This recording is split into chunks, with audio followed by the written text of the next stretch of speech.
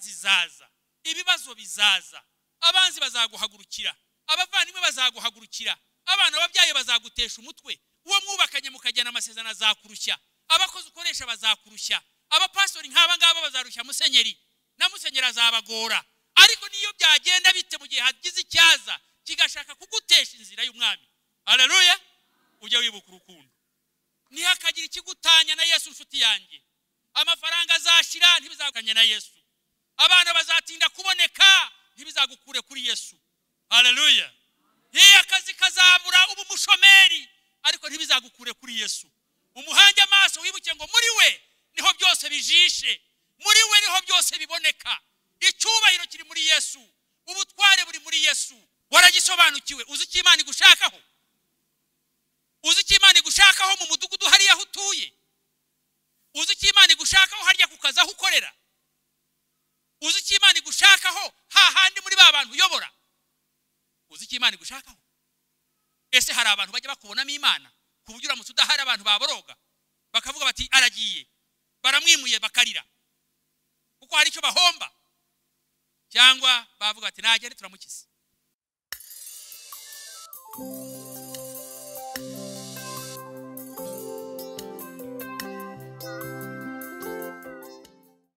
Yesu ashimwe. Mwaramutse, muraho neza batudaherukana? Imana yacu nishimwe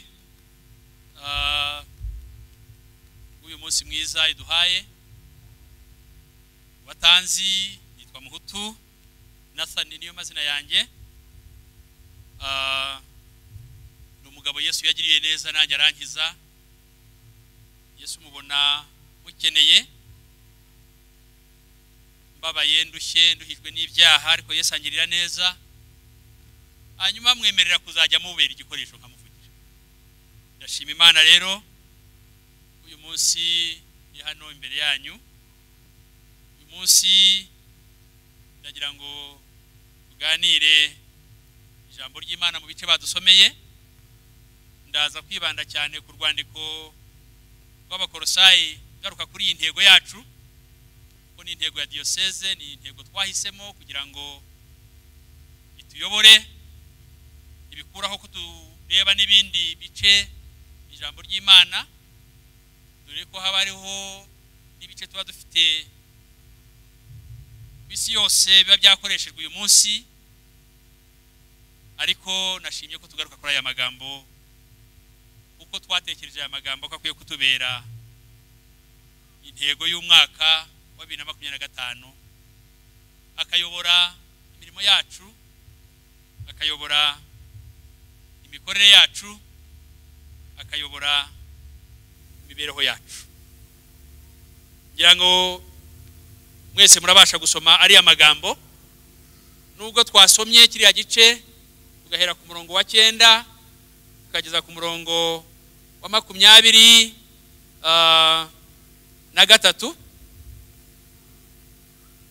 ariko ndashaka kuza kuvuga kuri ya mirongo 2, umurongo wa 9 n'umurongo wa 10. Hanyuma ndimo ntegura ubutumwa nabuhaye umutwe cyangwa se intego igira iti kubaho ubuzima bunezeza Imana yacu. Kubaho ubuzima bunezeza Imana yacu, cyangwa se kubaho ubuzima bunezeza umwami wacu. Runo rwandiko twagiye tubisobanura kenshi, ariko ku mwaka ugenda ushira ndajya unongera ugarukiyeho cyane cyane intego yacu.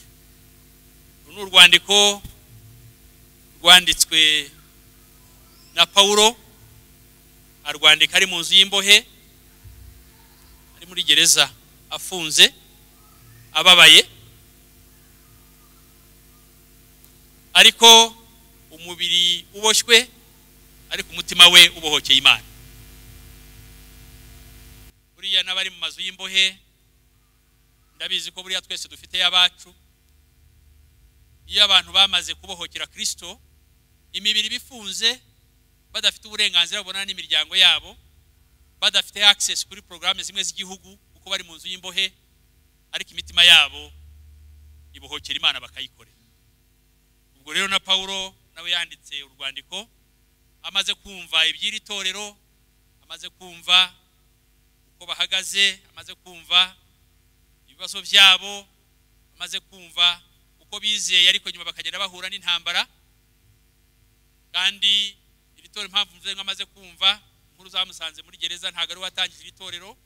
Hari amatorero menshi yatangizwe na Paulo, ariko iri torero ry'Ikorose ntago ari waritangije, yari ifite abandi baritangije, ariko baza kumuzanira amakuru yaryo uko rihagaze.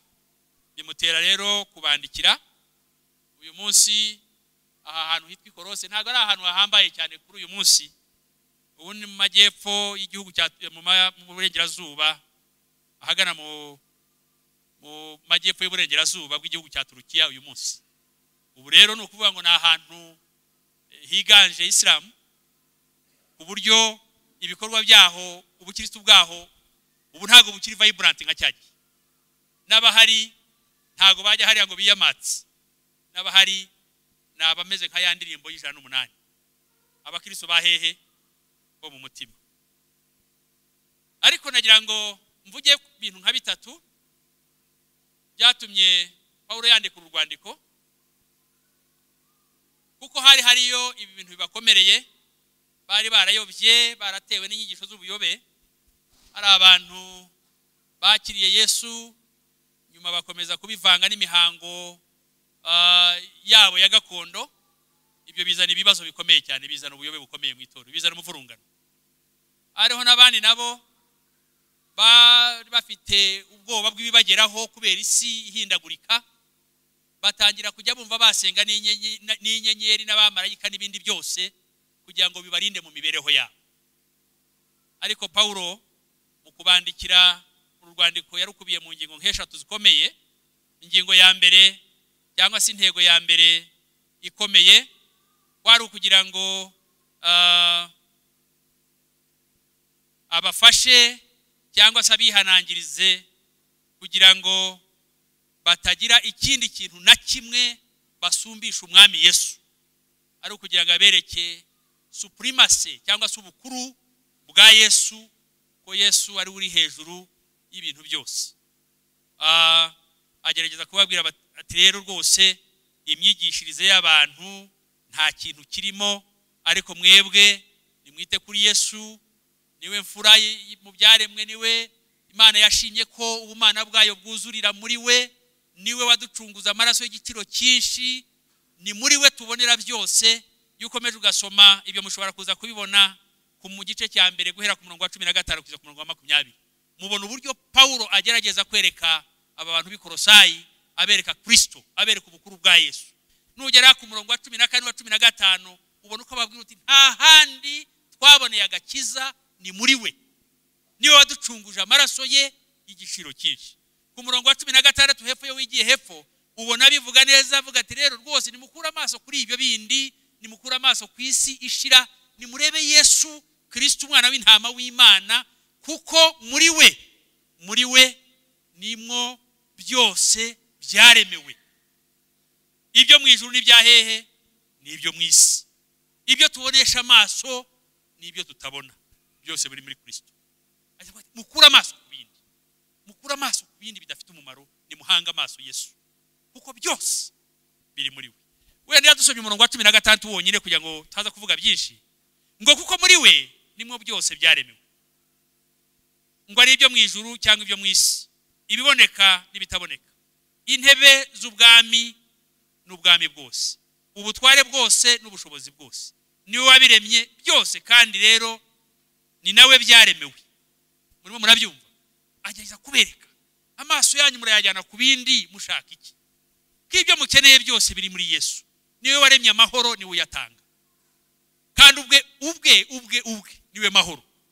Yari yarabihamije mu rwandiko yandikiye Abefeso. Birebye mu gice cya 2 ku murongo wa 14 arabihamya akavuga uwo niwe mahoro yacu. Rero avuga ati mwe kujarajara, mwe kureba hirya, uwo niwe mukwiye guhanga amaso. Icya kabiri yongeye kubandikira, icyatuma agashaka kubandikira, yagiye ngo asobanurire abantu yuko imitekerereze y'abantu n'imyigishirize iyobya ari ibintu by'ubusa, nta kintu kirimo, emptiness.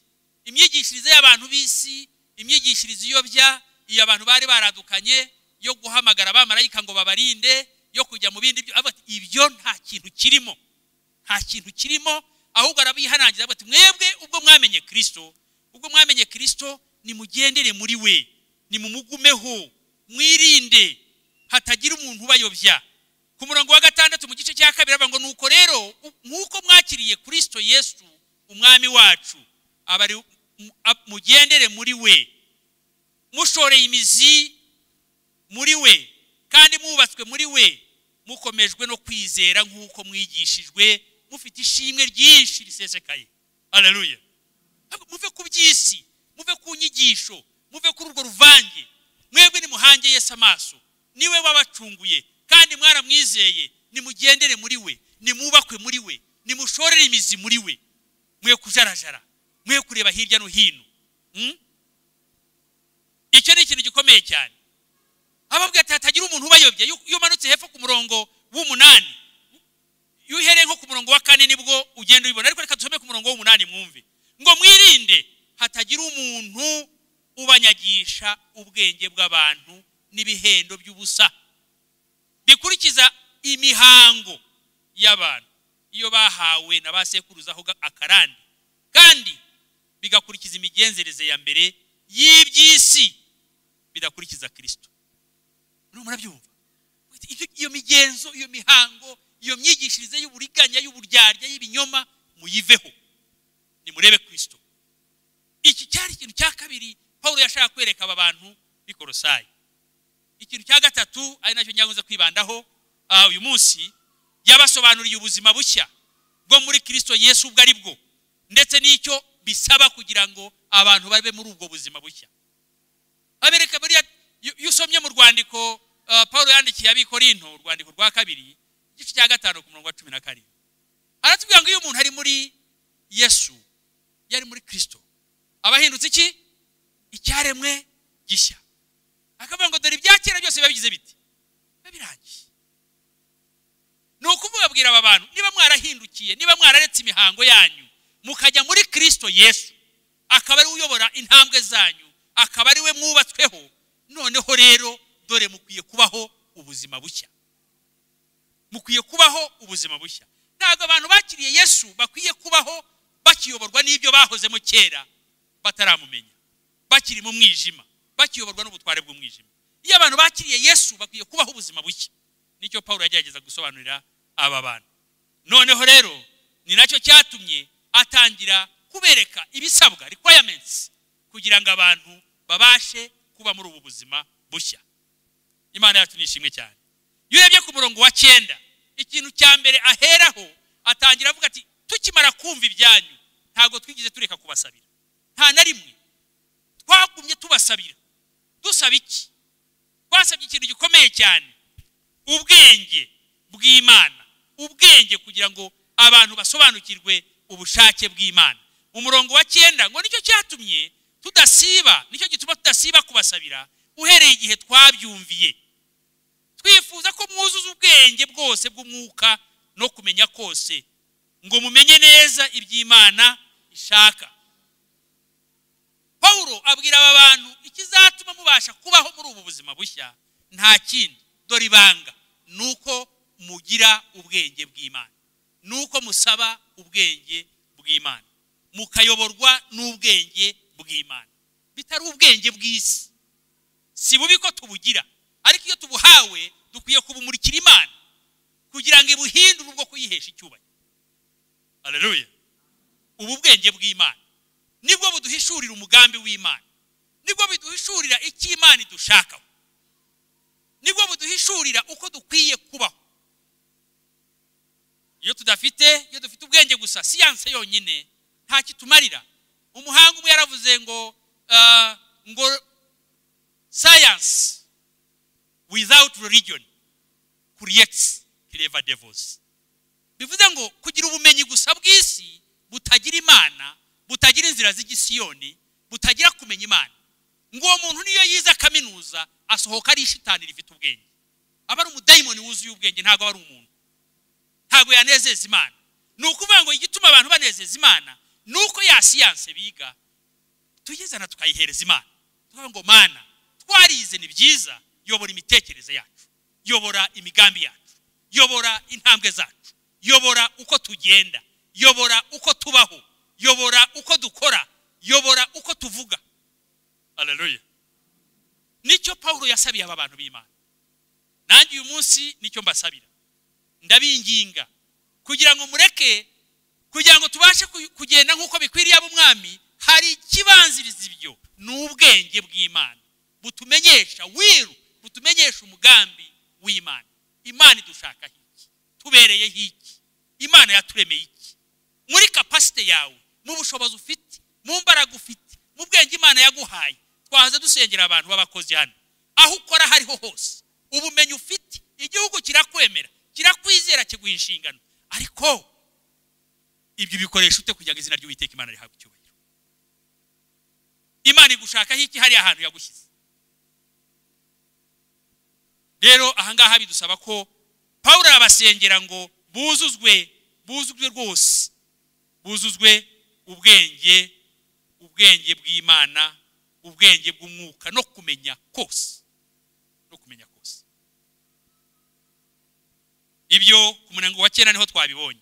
Ibi rero bisaba kubana n'Imana by'ukuri, ibi bisaba kubuyoborwa n'umwuka by'ukuri. Ntabwo ari idini bene data, ntabwo ari ukugira adresse ngo uvuge ngo agenda umwangirikani, agenda umupantekote gusa, ngo tujye hariya twihishe mu gikote cy'idini gusa. Oya, ibi birashaka kuyoborwa n'umwuka by'ukuri. Biradusaba kwegera Imana by'ukuri, tukagira a deep spiritual understanding. Nicyo cyadufasha gusobanukirwa mu buryo bw'umwuka bwuzuye, tukamenya Imana idushaka iki, ugahora uyibaza. Niyo mpamvu twaririmbye ngo tunganira Imana. Ibi bituruka mu gutunganira Imana, saho usengera. Oya, ibi ngibi ntabwo ari ukugira ibitabo bitatu bimwe duhora tubabwira iyo twaje gukomeza. Oya, kuko bira wabitunga ntubisome ntibigi icyo bikumarira. Ibi si ukuba umujyanama, si ukuba musenyeri. Icyo bipfana nuko uri umuyobozi uba ku birenge by'umwami, ugahora umusaba ngo mwami nsobanurira, nyobora. Aha rero biradusaba guhora dusenga iteka. Njya nkunda umuntu witwa Mose, kuko Mose ni umugabo mwiza cyane, ndamukunda. Nubwo yavuga ngo niwe muntu wenyine Bibiri tubwira ngo wavuganye n'Imana imbona nkubone, nkuko umuntu avugana n'inshuti. Uko umuntu avugana n'inshuti, uko uvugana n'uwo mwubakanye, nako Mose ngo yajyaga avugana n'Imana imbona nkubone. Ariko ntabwo yigeze yumva ngo ajye mu comfort zone ngo yumve ibyo bihagije, ahubwo iteka ryose yashakaga guhora asobanukirwa umugambi w'Imana. Muze kureba mu gice cya 33, musome ku murongo wa 13 murebe. Yinginga Imana ngo noneho rero mfasha twongere tuvuga, nubwo nsanzwe nkuzi, ariko ndashaka kugira ngo ndusheho kukumenya. Menye n'imigambi yawe ufite kuri ubu bwoko mpa kuyobora, kuko uramutse utabinkoreye ntago nakomeza kujya imbere y'aba bantu ntaza honge. Nubwo yari inshuti y'Imana, nubwo yavuganye n'Imana, nubwo atari ubwa mbere yari yabonye Imana, ariko byamusabaga gukomeza kwinginga Imana. Hari igihe rero twebwe tujya twumva ko twagezeyo. Umuntu yamara kuba umupastora kumva ko yagezeyo byarangiye. Umuntu yamara kuba musenyera kumva we ko yageze ku musaraba byarangiye. Never, ntabwo ari byo.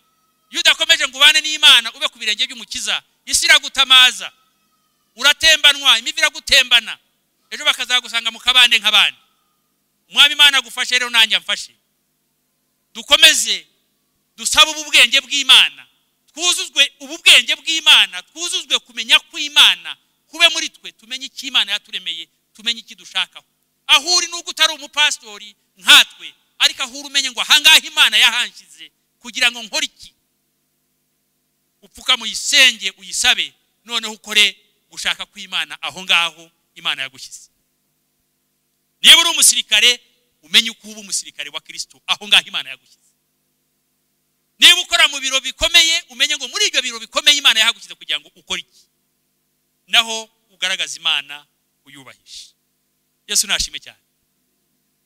Icya kabiri kijyanye n'ubu buzima bushya kububamo, igisabwa kugira ngo ubu buzima bushya Paulo yasobanuriraga abantu babibemo ni ukugenda cyangwa se kubaho. Iyo tuvuga kugenda bya byanditse hariya ntabwo ari ugutambuka gusa, oya, ni imibereho, ukubaho.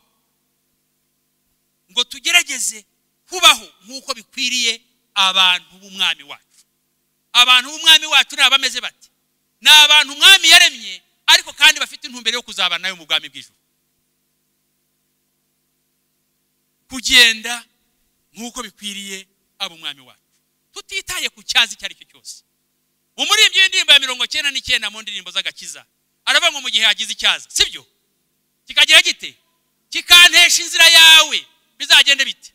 Uzanyibutsa urukundo. Haleluya. Iryo ni isengesho buri wese akwiye kuba asenga, uri we wese ahura hariho hose. Ingorane zizaza, ibibazo bizaza, abanzi bazaguhagurukira, abavandimwe bazaguhagurukira, abana babyaye bazagutesha umutwe, uwo mwubakanye mukagena amasezerano azakurushya, abakozi ukoresha bazakurushya, abapastori nk'aba ngaba bazarushya musenyeri, na musenyeri azabagora. Ariko niyo byagenda bite mu gihe hagize icyaza kigashaka kugutesha inzira y'umwami, haleluya, ujye wibuka urukundo. Mu gihe hagize icyaza kikanesha yawe nemerera mururwo rugendo, mwami wanjye uzaze,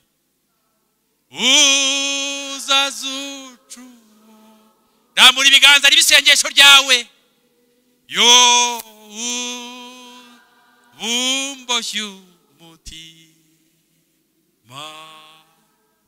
nezezwa n'ukubona.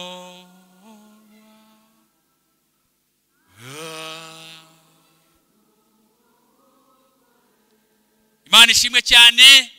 Ndagira ngo uyu munsi ubitahane. Yesu mu gice cya 7 mu butumwa bwiza bwa Matayo ku murongo wa 24 aravuga ati, umuntu wumva amagambo yanjye akayakomeza ameze nk'umunyabwenge wubatse inzu ye ku rutare. Umuntu wumva amagambo yanjye akayikomezaho ntayasigaho yavugiwe ameze nk'umunyabwenge wubatse inzu ye ku rutare. Ngo kuko igihe kizagera ngo imvura igira ite, ngo imvura iragwa, kandi imvura iguye muzi iby'imvura izana, ibamo amashahi, ibamo imirabyo, ibamo inkuba. Ngo imvura iragwa, imiyaga irahuha, ngo n'imivu igira ite, ngo iratemba, ngo byose biraza byikubita kuri iyo nzu, ngo ariko ntiyagwa kuko yubatse hehe. Urahirwa niba wubatse ku mwami, urahirwa niba udatembanwa n'iby'isi, amaso yawe akaba kuri Yesu, kuko ni muri we byose biri, ni muri we byaremewe. Icyubahiro turwanira gitangwa na Yesu. Haleluya. Iyo umwami yakiguhaye, no matter what, abaza bari bo bose niyo bakwisiga urusenda muri za mvugo z'uyu munsi, ntago bakuraho icyo Imana yavuze. Oya, baritambika bakagukerereza, ariko ejo Uwiteka Imana agasohoza ibyo yavuze, rubanda rureba. Ntihakagira ikigutanya na Yesu nshuti yanjye. Amafaranga azashira ntibizagukanye na Yesu, abana bazatinda kuboneka ntibizagukure kuri Yesu. Haleluya. Hiya akazi kazabura ubu mushomeri, ariko ntibizagukure kuri Yesu. Umuhange amaso wibuke ngo muri we niho byose bijishe, muri we niho byose biboneka. Icyubahiro kiri muri Yesu, ubutware buri muri Yesu. Katwongeye dukomere Imana yacu amashyi.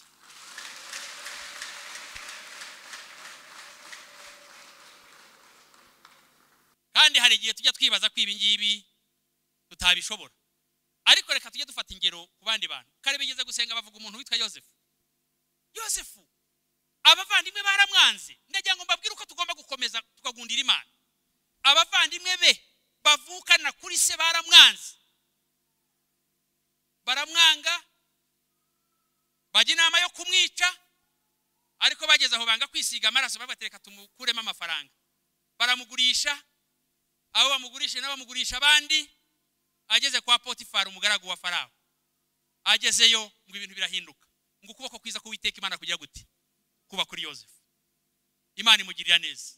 Ingorane zaraje, njya nkunda kubwira abantu, abagabo benshi bari ahangaha, ntago umugore nka muka Potifari yakwitendekaho utarabonye Yesu rwose ngo uvuge ngo wavuga ngo oya, ngo urebe ku ruhande. Yakwitendetseho byanga bikunda, ashobora gusiga gusize munsi y'umuhanda. Ariko Yosefu uyu mugore aramuheheta, amumerera nabi, kugeza naho amufata ku ngufu. Nyankunda kubwira abantu ngo uyu niwe shuga mami wa mbere tujya tubona muri Bibiliya. amwitendeka ariko Yosefu agatoya ntago uri umugore wanjye mu byo databuja yandagije ntago urimo. Byamujyanye mu nzu y'imbohe ariko akomeza kuvuga Imana. No mu nzu y'imbohe Imana niho yamukuye. Reka mbabwire, komera kuri Yesu naho hazi bimeze biti, azakurengera. Nta kibasha kuburiza mu mugambi w'Imana. Reka twihute. Icya gatatu muri aya magambo ndagira ngo twihute, ariko mbere yuko ngeraho ndagira ngo mbibutse yuko dukwiye kubaho tuvuga ubuzima buvuga ubutumwa. Narimo mvuga kuri kugenda nk'ab'Imana, kugenda nk'ab'umwami. Tugomba kubaho ubuzima buvuga ubutumwa. Yosefu ari mu nzu y'imbohe abantu bamubonyemo ubushobozi budasanzwe, bamubonyemo ubwenge budasanzwe. Niyo mpamvu bamutangiye ubuhamya kwa Farawo bati uriya mugabo umuzanye uko twamubonye inzozi zawe yazirotora. Mureke tubeho ubuzima niyo twaba tutabumbuye akanwa ngo tuvuge ubutumwa, abantu batuboneho ubuntu bw'Imana. Kandi nacyo Yesu yabwiye abigishwa be muri Matayo 5 ku murongo wa 16 turavuga ngo abantu nibabona imirimo yanyu myiza bizagenda biti bahereko bahimbaze Iso wo mwijuru. Si ngombwa ko tubumbura Bibiliya, ni byiza ko tuyibumbura igihe cyose tukabwiriza abantu, ariko utanabonye platform, utanabonye n'umwanya, baho ubuzima bubwiriza abantu ubutumwa bwiza. Baho ubuzima bwerekana Yesu aho buri hose. Baho ubuzima bukwerekana kuri umwana w'Imana aho uri hose. Uwiteka Imana azakugirira neza. Icya gatatu gisaba nka requirement cyangwa se igikenerwa muri ubu buzima bushya Paulo yavugaga biri muri uriya murongo twasomye wa 10.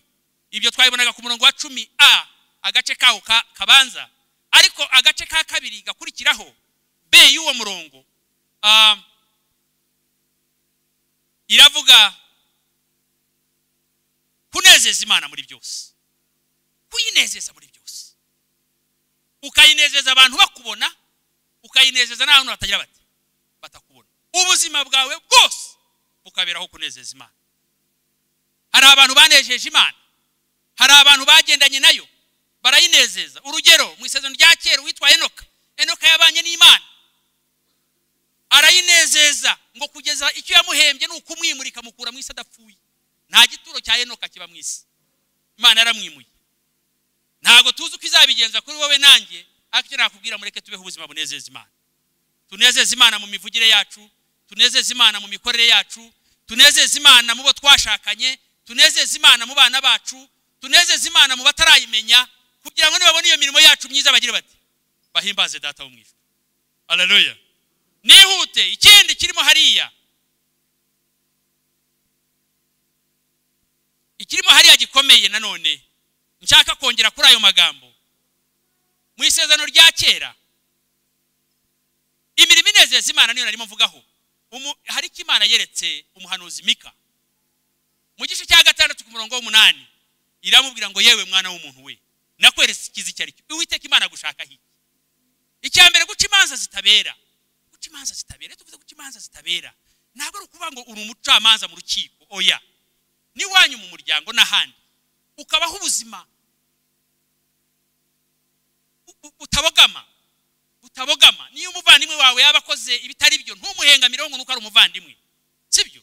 Kamutire umuvandimwe, uri umuvandimwe wanjye ariko wakoze simbyemera, sibyo? Uyu muntu namuhohotera, uyu muntu namurenganya, oya, sigaho. Si uko bigenda. Kubaho ubuzima butabogama, ubuzima bw'ukuri, ubuzima bw'ukuri, uko dukora, uko tubaho, aho dukorera. Icya kabiri muri uyu murongo nukubaho tugira impuhwe, twicisha bugufi, dukora ibyo gukiranuka, twerekana impuhwe, tugira impuhwe ku bantu bose atari abo tuzi gusa. Ibyo ni Imana dushakaho. Hanyuma rero icya gatatu hari ashaka kuvuga cyangwa se ni icya kane, nukwera imbuto z'imirimo myiza. Kwera imbuto z'imirimo myiza kiri muri uriya murongo wacu. Kwera imbuto z'imirimo myiza, kwera imbuto z'imirimo myiza bivuze iki? Ntabwo ari ukwera amaronji cyangwa imyembe cyangwa avoka, oya. Nukwera imbuto tukavuga ubutumwa bukera imbuto, sibyo? Kandi ntabwo ushobora kuvuga ubutumwa utagira urukundo, kuko uvuze ubutumwa utagira urukundo nta cyavamo. ntago wajya kubwira umuntu erega bya kugira ngo tubwirize abantu ubutumwa nuko tuba tubabajwe n'ubuzima babayemo. Haye ndirimo ni amagana na kangahe na 11 ayi data wo mwijuru tora basaruzi kwanza ari amagana na 11. Nivuga ngo mbese ntubabazwa n'akaga iwanyu barimo reba igihugu cyanyu uko barimbuka, we ntubabazwa n'akaga iwanyu barimo. Nucogozwa n'ibyisi, nucogozwa n'ibyawe, business kagutwara, ntubwira abantu ngo bakizwe, bazabwirwa nande? Dukwiye kwera imbuto, imbuto zigumaho, imbuto z'ijambo ry'Imana, tukabwiriza ubutumwa, ubutumwa butuvuyemo bugahindura abantu bagahindura abandi, ijambo ry'Imana rikagumaho. Ubu uyu munsi turahari, turi umusaruro w'abatubanjirije, siko bimeze. Hari ababibye imbuto nziza muri twe, natwe turimo turabibye imbuto nziza mu bandi. Hari abo twabibye imbuto nziza nabo baziba mu bandi, izo mbuto zikagumaho, imbuto z'imirimo myiza. Tukongeraho urukundo, tukongeraho kwihangana, tukongeraho gukorera abandi n'ibindi kugira ngo abantu b'Imana bafashwe bakizwe. Tukera imbuto nziza zifite impact. Ukabaho uri umuntu ejo waba utakinariho abantu bakaba barakutariho. Reka mbahe ingero nk'ebyiri zonyine. Mu gitabo cy'ibyakozwe n'intumwa mu gice cya 9:36 tuhasanga umugore witwa Tabita. Tabita yari umuntu uraho udakomeye cyane w'igitangaza, ariko yari yasabye Imana imuha ubwenge bw'umwuka. Haleluya. Imana imuhishurira gushaka kwayo mu bantu b'icyo gihe. Igice cya 9 mu byakozwe n'intumwa ku murongo wa 36. Nimuhasoma muraza kureba amagambo singira ngo tujyeyo. Ariko yeze imbuto mu bukene bwe, mu kuba ari umugore utagira umugabo, yeze imbuto zigira impact, zisiga umurage. Ngo yari afite impano yo kuboha imyenda, aboha imyenda, ariko kuko yasobanukiwe icyo Imana imushakaho, amenya ko icyo akwiye gukora ari ugufasha abapfakazi n'imfubyi, akabadodera babandi batagira ubitaho, akabadodera akabaha. Yeze imbuto, yego cyangwa oya?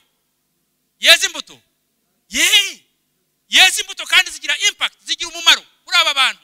Ikibikwereka ni umunsi apfa, yapfuye abantu baretse kurya, bareka kunywa, baraboroga, bararira. Baza kumenya yuko umuntu witwa Petero ari Yopa, bamutumaho batitabara, ngwino inshuti yacu yapfuye, dusigaye he? Kwagiye. Ntago tubona ko Petero yigeze aboha imipira ngo yiha abakene, ntago tubona ko Yakobo yigeze aboha imipira ngo yiha abakene, ariko Tabita yarabikoze. Kandi adahereye ku bintu bikomeye, adahereye ku bitangaza. Ntago Bibiliya itubwira ko Tabita yahanuye, oya. Ntago Bibiliya itubwira ko Tabita yavuze mu ndimi, oya. Tabita yakoresheje impano, yamaze gusobanukira icyo Imana imushakaho, amenya yuko yifitemo ubushobozi bwo gukora icyo Imana imushakaho. Haleluya. Mbariza mugenzi wawe ngo mbese uzi icyo Imana igushakaho? Waragisobanukiwe, uzi icyo Imana igushakaho? Uzi icyo Imana igushakaho mu mudugudu hariya aho utuye? Uzi icyo Imana igushakaho harya ku kazi aho ukorera? Uzi icyo Imana igushakaho hahandi muri ba bantu uyobora? Uzi icyo Imana igushakaho? Ese hari abantu bajya bakubonamo Imana ku buryo uramutse udahari abantu baboroga bakavuga bati aragiye, baramwimuye bakarira kuko hari icyo bahomba, cyangwa bavuga bati nagere turamukiza? Tabita uyu nguyu yari igitangaza, ariko ngo Imana yumva amarira y'abapfakazi n'imfubyi. Petero aramusengera, arahaguruka arakira, amusubiza abantu barongera bashima Imana. Uyu munsi bakwibukira kuki? Uyu munsi bakwibukira kuki inshuti yanjye? Mu mudugudu hari iwanyu bakuziho iki? Witegereza kuzabanza kugira byinshi, hera kuri bikeya ufite. Ikiburamo hano gusa, ibyo dufite birahagije kubikoresha ibihesha Imana icyubahiro. Ahubwo ikibura ni ukubanza kumenya ngo ese hari icyo Imana yatwemeye kugira ngo tuzane igisubizo muri iyi community turimo. Ibyo twabisobanukiwe dushobora kuzana impinduka aho dutuye. Twabisobanukiwe twatuma Imana yamamara aho dutuye.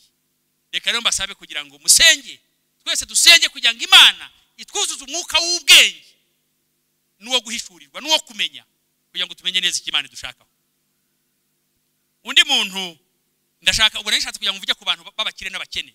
Tabita mu bisanzwe yari umukene, ariko hari undi mugore nanone mu byakozwe n'intumwa, we yari n'umukire, yari afite kashi. Yari umukire, yari afite kashi. yari afite kashi kandi nawe Imana yaramukoresheje. Nimuza kureba mu byakozwe mu gice cya 16 umurongo wa 14 muraza kubona murahasanga umugore witwa Lidiya. Uyu mugore witwa Lidiya niwe mukristo wa mbere wakiriye Yesu ku mugabane w'Uburayi. Ku mugabane w'Uburayi uyu niwe mugore wa mbere wakiriye Yesu. Yari umucuruzi, yari afite amafaranga, ariko yumvise ko amafaranga adahagije yatarimo Yesu. Yemera kwakira Yesu muri ayo mafaranga, yemera gukorera Yesu muri ayo mafaranga, ndetse ngo akingura urugo rwe. Yari mu bantu bafite ingo ziyubashye. Akingura urugo rwe, yakira Paulo n'abandi mu rugo rwe kugira ngo bajye baheriwe bajya kuvuga ubutumwa bwiza. Icyo gihe nta maparuwasi nk'aya twari dufite. Ubu uyu munsi tuvuga ko insengero zifunze abantu bakavuga ngo umurimo warapfuye. Ahubwo mureke dusubire ku isoko. Iki gihe aba bantu bavuga ubutumwa nta nsengero nk'izi twari dufite, ariko bavugaga ubutumwa bahereye mu ngo. Urugero ni ahangaha kuri uyu mugore, niwe muntu wa mbere urugo rwe nirwo rwabaye hafi urusengero mu itorero ry'Ifilipi. Abantu ruhinduka base, abantu bakajya baza bakarariwe, bagasengeriwe, bagaplaningiriwe, bagahaguruka bakajya kuvuga ubutumwa. Uyu munsi wowe bakuziho iki? Uyu munsi jewe banziho iki? Bamwe batuzeho gukunda amafaranga, abandi batuzeho gukunda abagabo, abandi dukunda abagore, abandi batuzeho amagambo nayo atubaka asenya. Ariko hari n'abandi baziho ibintu byiza, baziho ko basenga indwara zigakira, bazi yuko bafasha abapfakazi n'imfubyi. Mureke dukomeze ibyiza tubigundire, ahubwo twange ibibi. Haleluya. Tugira imirimo yera imbuto, twera imbuto z'imirimo myiza. Ndayaho twihute. Ibi byose ndagira ngo mbabwe ngo ntago twabishobora. Ntago twabishobora tutari ku Mwami Yesu. Twasomye ijambo ry'Imana hariya mu butumwa bwiza bwa Yohana igice cya 15. Yesu avuga ati nije muzabibu ukuri, data akaba nyirawo uhingira, ariko mwebwe ntago muri imizabibu ahubwo muri iki? Muri amashami. Kandi nkuko mubizi ishami ntirishobora kubaho ubwaryo ritari kuki? Ku giti. Ntibibaho. Arabavuga ati rero nimugume muri jye, nimuguma muri jye nibwo muzabasha kwera imbuto. Nkuko ishami ritabasha kwera imbuto ritari kuri jye, namwe ntago mwabishobora. Ibi byose ntago twabasha kugenda nkuko bikwiriye ab'umwami tutari muri Yesu. Ntago twabasha kumunezeza tutari muri we. Ntago twabasha kwera imbuto zikwiriye abihannye, imbuto z'imirimo myiza tutari muri we. Nta nubwo tubasha kunguka kumenya Imana tutari muri we. Turagomba kunguka kumenya Imana, ariko ntago twakunguka kumenya Imana tutari muri we.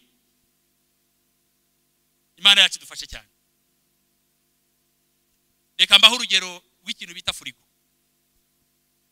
Furigo mwese hafi ya mwese mutuye mu mujyi n'ahangaha benshi murazitunze. Hari n'abatazifite, ariko n'abatazifite barazizi.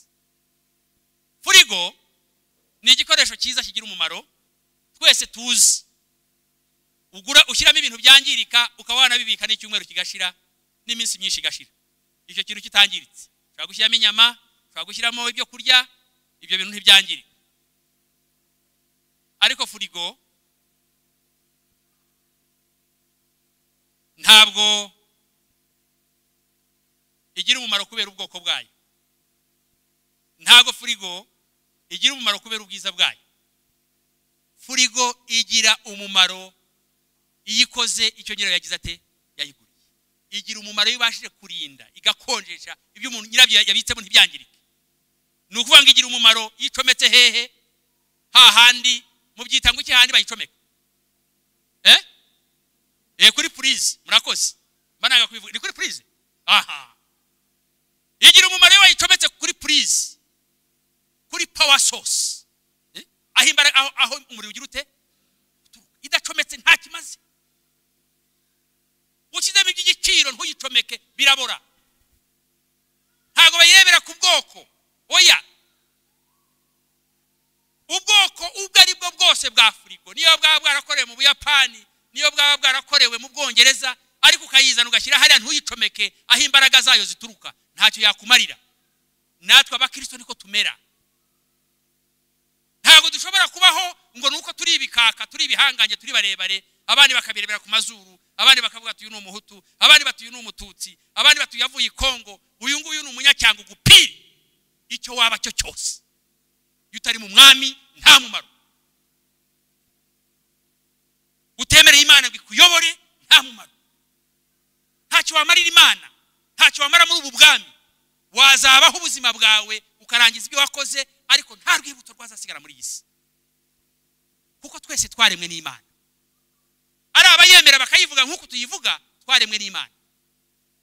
Ubushobozi ibyo dukora byose bituruka kuki? Ku Mana. Ari n'abatayimenya batayizi niba koresha, igihe kiba kizagera bakayimenya. Birumvikana bene data? Mureke rero ubu busabane bwacu na Yesu bugumeho, tugume turi connected, tugume ducometse. Ari abantu bacomeka bakabibamo igihe kirekire, bakazajya bagacomora bakabyibagirwa. Amasezerano yatinda bagacomora bakabyibagirwa. Ambere narimo nigisha abantu mbabwira kuba umuhesha w'umugisha ko bivuna. Mbaho urugero rwa Aburahamu buryo yagize ikigeragezo cy'isezerano. Hari igihe amasezerano ajya tugerageza tugacomora bene data bakundwa. Aburahamu yari yarasezeranijwe n'Imana ibimusubiramo inshuro nyinshi, imubwira ko izamuha urubyaro. Ariko igihe kigeze aracomora, biramuzonga umugore amujya mu matwi. Ariko atariko wowe wabaye ute? Dore se nkijya mu mihango y'abakobwa, urabona ukomeze ko kubona nzakubyarira umwana. Dore umuja wanjye Hagari, nyamuneka rwose mugabo nkunda. Dore nguyu akubakuba ko kana n'icyo gisaza kiragahohotera nyine. Icyo gisaza cyitwa Aburahamu, ako kana k'agakobwa kagirinda. Ariko se mutekereza ko byazanye amahoro? N'uyu munsi urubyaro rwa Hagari n'urubyaro rwa Sara ntago biteze kuzaho, ntago biteze kuzazana amahoro cyetse Yesu agarutse. Hari igihe isezerano rikugerageza, byamara kukugerageza ukibagirwa ko hari Imana igukunda, ukibagirwa ko hariho Yesu ufite urufunguzo rw'ibizaba. Reka nkubwire ngo rero mureke tugume ducometse, mureke dusabane n'umwami wacu, tumubeho hafi. Gucomeka bivuze iki? Kuba umeze nka Afurika icometse bivuze iki? Ni ukubana na Yesu buri munsi, kujyana fellowship nawe, kujyana ubusabane nawe mu buzima bwawe bwa buri munsi, ukajyana ubusabane nawe, ugasenga, sibyo? Ugasoma ijambo ry'Imana buri munsi. Hari n'igihe kimwe twibaza ngo twebwe twarabikoze byararangiye. Oya, ntibirangizwa n'ibyo gusa. Tugomba kubana nawe, tugomba kumutunganira, tugomba buri munsi. Mureke mbabwire, ntabwo dukizwa rimwe ngo turangize, ntabwo dusenga rimwe ngo turangize. Reka mbabwire, uko izuba rirashe hariya rirasa n'ibyarwo, izuba rirarasa rikarasa n'ibishya, ukwezi kuraza kukazana ibishya. Tugomba kuba ku Mana tukayisaba ubwenge bw'umwuka, ubwenge bwo kumenya, tugasobanukirwa ngo Mana dusobanura iby'uyu munsi, duha imbaraga z'uyu munsi, kuko uyu munsi ntabwo ibyaje ejo biratandukanye n'ibiza uyu munsi. Dukeneye imbaraga z'Imana, dukeneye ubwenge bw'Imana, dukeneye gusobanukirwa ubushake bw'Imana kubyo duhamagarira gukora. Yesu nashimwe cyane. Nagira ngo rero mbahendahende kandi mbasabe kugira ngo dusoze, ariko dusoze tuvuze iki? Twibuka za mpamvu eshatu: gukura amaso ku bindi byose tukareba Yesu, kuko niwe muri we nimwe byose biri. Urashaka ubutunzi, reba Yesu, ukagira uruhare kugira ngo ububone. Yego harimo gukora cyane, harimo kutaruhuka, ariko mwibuke ko ari Yesu utanga imbaraga, ni utanga ubuzima, ni utanga n'umugisha wawe twaze tubasabira. Nimurebe Yesu, afite byose, muri we byose niho biri. Ikindi nongera kubibutsa, ni mukure amaso ku myigishirize iriho iyobya y'ibitangaza, y'ibitagira umumaro, iriho isenya ingo, aho bakwiye bati uyu mugore si uwawe, uyu mugabo si uwawe. Oya, nimurebe Yesu, umuhanga amaso bwa butumwa mwakiriye, mu bugenderemo, mu bugumemo, musome ijambo ry'Imana. Muri iyi minsi hari imyigishirize iyobya y'uburyo butandukanye. Nimuhange amaso Imana, nimutunge Bibiliya zanyu muzisomere, aho mudasobanukiwe musobanuza ababizi babafashe, ariko nimuve ku bahanuzi b'ibinyoma bateye muri iyi minsi ya none. Ikindi cya gatatu, mureke dukomeze ubuzima bushya bwo muri Kristo. Tumenye ngo umuntu yari muri Kristo Yesu niba ari icyaremwe gishya. Reka dute ya mirimo yacu ya kera, twiyambura igomwa, twiyambira ubugome, twiyambura amashyari, twiyambure n'ibindi byose twagiraga kera tutaramenya umwami Imana, hanyuma twakira ubuzima bushya, tubane mu mahoro. Bahoze batubwira iby'ubumwe n'ubudaheranwa bw'abanyarwanda. Muzi amateka y'igihugu cyacu, muzi ibyagiye bidutanya, muzi ibyagiye bitubaho ko abantu bafashe imihoro bakica abandi bikaba bibi. N'uyu munsi tukaba dufite ibisigisigi by'ingengabitekerezo y'urwo rwango ruriho. Ariko reka mbabwire, niba twarakiriye Yesu tukaba tumufite imitima yacu, muri Yesu nta rwango rubamo. Yesu ashimwe cyane. Muri Yesu nta buhutu bubayo. Ashwi, muri Yesu haba abana b'Imana, ntago haba abahutu. Muri Yesu nta batutsi babayo. Oyi, niba ufite izuru reshya no kukuboko, ntacyo bimara kwa Yesu. Ashwi, igifite cyo kimaze nuko wemera kuri umwana w'Imana, ukemera kuri umunyantege nkeya, ukemera kuri umunyabyaha, ugaca bugufi ku birenge byo, ugahora umusaba imbabazi, ugahora umusaba ubwenge, akakwigisha uko ugenda, akakwigisha uko uvuga, akakwigisha kubana n'abanzi bawe, akakwigisha abantu bose ukababarira, ukababarira n'abatagusabye imbabazi. Haleluya. Icyo nicyo kizadufasha. Nimureke tubane n'umwami wacu. Icyo rero tubikora, igihugu cyacu kizagira amahoro. Tuzaba abaturage beza b'iki gihugu. Twigisha abana bacu indangagaciro, aho kubigisha amoko, aho kubigisha ibindi, tubigishe babimenye, ariko tubabwire ko nta musaruro wabyo urimo, tubigishe kuba abana b'Imana. Haleluya. Nidukora ibyo ngibyo, tuzaba tugendeye muri we, tuzaba dukoze ibyo gukiranuka tumunezeze, kandi tuzunguka kwera imbuto z'imirimo myiza, twunguke kumenya Imana. Twasomye amategeko kare muri kiya gice cya mbere, aho Mose yabwiye abantu ngo ubigisha abana bawe, ubigishe kwitondera amategeko. Ujye ubigisha uri wawe mu rugo wicaye, ujye ubigisha ugenda, ujye ubyandika mu nkomanizo, ku nkomanizo z'imiryango, ku byugarira byawe. Aya mategeko yandike ku maboko kugira ngo abana bayamenye, bayitondere. Mureke rero bene data bakundwa, twite kuri ibyo. Nitubikora tuzagira ubuzima bunezeza Imana. Nitubikora ibyo bintu tugakunda Imana, tukemera kubana nayo, umusaruro tuzabona ubwenge, tuzamenya ubwenge butufasha kubaho. Na hahandi wibaza ko abantu batagushaka, uzahabeshwa n'ubwenge Imana itanga. Izakwigisha uko haba, izakwigisha uko ubana n'abo bantu, uzakwigisha ko abantu bazagukunda, uzabana nabo byanze bikunze, ku kibi n'ikiza uzabana nabo, kandi uzababera umugisha. Uzababwiriza ubutumwa abantu bakizwe, uzajya mu kazi abantu batakwemera, nuhagera nibabona ibintu byiza wabikoze bagukunde. Haleluya. Ibyo rero tubikora tuzagira igihugu cyiza, kizira umwiryane, kizira intambara, kizira amatiku, hanyuma tuzera imbuto zigumeho, kandi impanda nivuga bene data bakundwa, tuzataha mu gihugu cyo mu ijuru. Haleluya. Ibyo bizava hehe?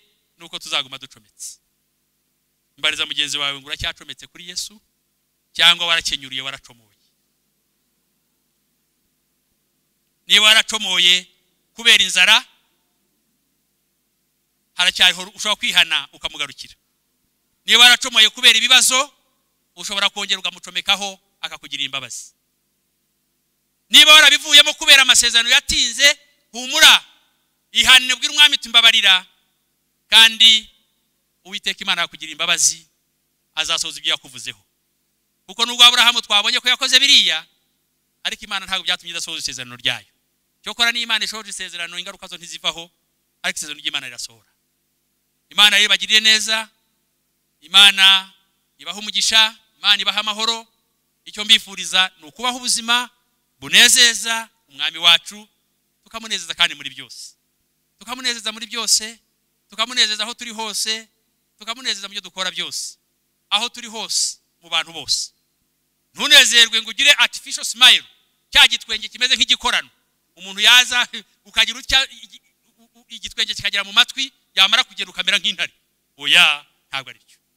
Mureke tuba abana b'Imana. Murakoze. Uwiteka Imana bagiriye neza, ariko ntimwibagirwe gucomeka kuri Yesu, kuko nimutaguma muri we ntago muzabasha kwera imbuto zigumaho. Muhaguruke Imana. Reka twongere turirimbe cya gitero cya 99, tuvuge ngo mu gihe hagize icyaza kikantesha inzira yawe, hanyuma usenge. Niba hari byagutesheje inzira y'Imana, uyisaba imbabazi, usubire mu nzira yayo. Niba hari byari bigiye kugutera, wongere uhiga uwo muhigo ngo mwami nihagira n'ikiza uzanyibutsa urukundo. Reka tugende. Mu gihe hagize icyaza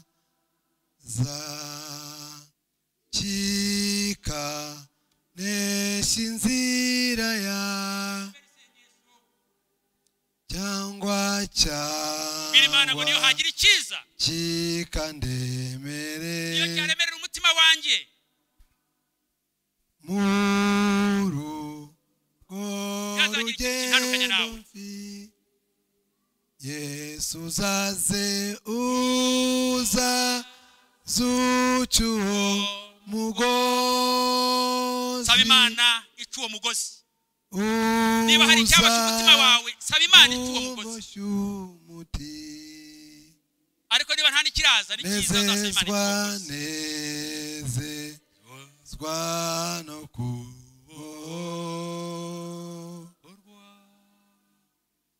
abo nuko ngukore uzaze uza mwami zucyuwo ngwino mu mitima yacu imigozi yose yatuboshye mugozi imigozi y'uburiganya uza imigozi y'urwango mumboshu imigozi y'ubusambanyi imigozi y'ubusinzi umwanzi yatubohesheje imigozi y'amakimbirane mu miryango no mu mibanire n'abandi imigozi y'amagambo ataguhesha icyubahiro mwami ngwino uyice tubone uko tugukorera ibyo tubisabye mu izina rya Data wa twese n'iry'Umwana n'iry'Umwuka wera amen. Murakoze cyane. Reka dukome amashyi dushima Imana.